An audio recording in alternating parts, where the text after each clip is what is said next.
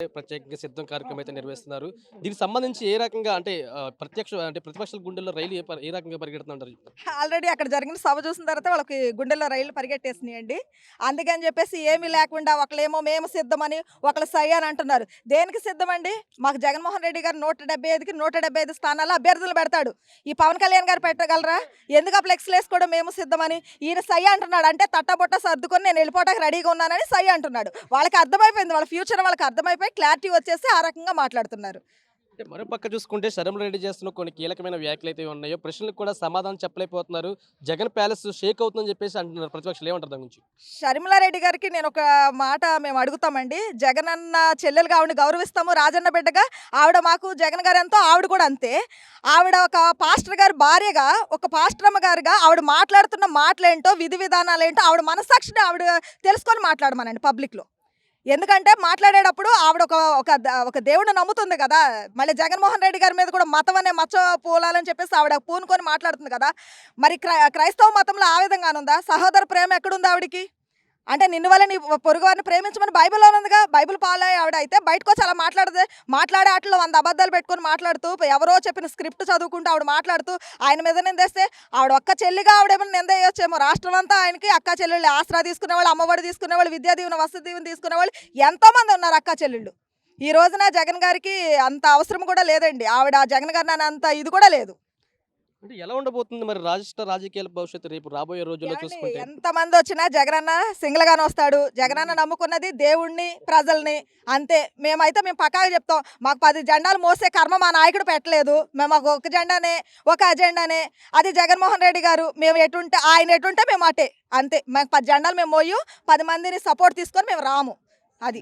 మరి జనసేన, టీడీపీ కూటమితో ఏర్పడుతుంది. రేపున్న రోజుల్లో ఏలూరు జిల్లా సంబంధించి కూడా క్లీన్ షిప్ చేస్తానంటున్నారు. మరి ఎంతవరకు చేయగలరంటారు ఆళ్ళు? చేసుకోమనండి. ముందు అసలు వాళ్ళెళ్లి ప్రజల్లో ఏమని చెప్తున్నారు తెలుసా? అయి పెరిగిపోయినియి, ఇయి పెరిగిపోయినియి. అన్ని రాష్ట్రాల్లో పెరిగినియి. ఇక్కడేమో ఆంధ్రాలో ప్రత్యేకించి జగన్మోహన్ రెడ్డి గారు ఏం పెంచలా.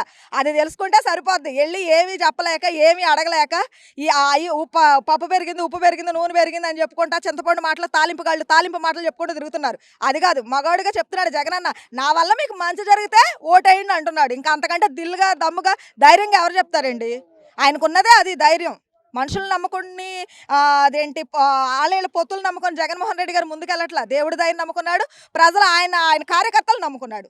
దట్స్ ఇట్ ఈ అంతే. సిద్ధం కార్యక్రమం ద్వారా ఏలూరు జిల్లాకి అంటే ఏ రకంగా ఉండబోతుంది మరి టీడీపీ, జనసేన సంబంధించి అలాగే కాంగ్రెస్ సంబంధించి కూడా? ఈసారికి జ్వరాలొచ్చి ముసుగెట్టుకొని పడుకుంటారని అనుకుంటున్నాం. ఈ సభ చూసిన తర్వాత కూడా. అది ప్రత్యేకంగా చెప్పేదేం లేదు. వాళ్ళకి తెలుసు వాళ్ళ ఫ్యూచర్ ఏంటో వాళ్ళకి అర్థమైపోయి ఇంకేం చేయలేదో తెలియక మున్సిపల్ కార్మికులతో సమ్మె చేయించారు. తర్వాతేమో అంగన్వాడీలను తీసుకొచ్చారు.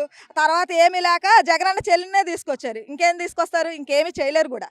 అది. ఏంటి మేడం మరి మీరు ఏపించుకున్నారు ఏంటి? ఇది టాటూ లేకపోతే ఏంటి అసలు? అంటే మీరు నేనసలు ఏంటి సిద్ధం అంటే జగన్మోహన్ రెడ్డికి అంత అభిమాన వీరాభిమాన మీరు? జగనన్న అంటే పిచ్చండి. ప్రాణంతో సమానం మాకు. హ్మ్. మేమే బయటోళ్ళమే రక్త సంబంధికులు కానోళ్ళమే మేము ఇంత ప్రేమ చూపిస్తుంటే జగన్మోహన్ రెడ్డి గారి మీద షర్మిలారెడ్డి గారికి సిగ్గుండాలండి. కొంచెం ఆలోచించుకోవాలి. బయటోళ్ళే ఇంతమంది అభిమానిస్తున్నారు. మరి నేను రక్త సంబంధం ఇలా చేయకూడదు, నా అన్నకి ఇలా ద్రోహం చేయకూడదు, నా భర్త గురించి చేయకూడదు, లేకపోతే నన్ను, నా తండ్రిని, నా అన్నని ఇబ్బంది పెట్టిన పార్టీ కోసం చేయకూడదని ఆవిడకి ఉండాలండి. మరి మేము ఏం లేదు జగనన్న అంటే అభిమానం అంతే. వ్యక్తిగా మేము అభిమానిస్తున్నాము. ఆ అభిమానం మాకేముంటే రక్త సంబంధికురాలు నీకెంత ఉండాలా? ఎంత ప్రేమ ఉండాలా? ఆలోచించుకోవాలి కదా! అది. ఆవిడకి లేదా విఘ్నత. ఆవిడ విఘ్నతగా వదిలేస్తున్నాం. ఆవిడ ఒక పాస్టరమ్మగా, ఒక అంతర్జాతీయ సువార్థికుని భార్యగా ఉన్న ఆవిడ బైబిల్ ప్రకారం అన్నా ఫాలో అయ్యి నిన్ను వల్ల నీ పొరుగువారిని ప్రేమించు, సొంతగా సహోదరుని ప్రేమించొద్దు. ఆయన్ని పొరుగోడు అనుకుని ప్రేమించాలిగా. మాటలేంటి? ఆ లోకం ఏంటి? అంటే నువ్వెవరో ట్రాప్‌లో పడిపోయావో నీ విఘ్నతగా వదిలేస్తున్నాం. రేపటి రోజున జనాల్లో పలచనైపోద్దండి. ఆవిడకి ఒక గౌరవం ఉండేది. ఆ గౌరవం పోగొట్టుకుంది అంతే ఆ పార్టీలో చేరి. అంతకు మించి ఏం కాదు. ఆవిడేదో జగనన్నకి వ్యతిరేకం అవుతున్నాను అనుకుంది కానీ రాష్ట్ర ప్రజలకే వ్యతిరేకం అయిపోయింది.